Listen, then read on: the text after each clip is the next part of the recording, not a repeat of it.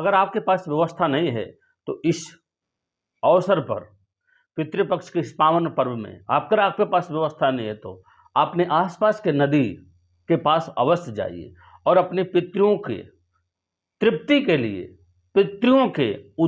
उद्धार के लिए, पितरों के कल्याण के लिए उस नदी से दक्षिण की तरफ मुंह करके जल अर्पित करिए।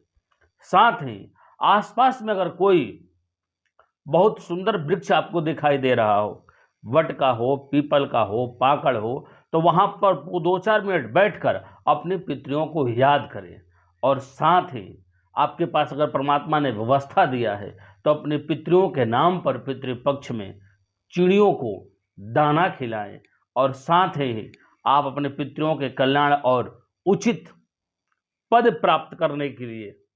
वैकुंठ आदि स्वर्ग लोक प्राप्ति करने के लिए हो सके तो अपने घरों में पुराणों को श्रवण करें।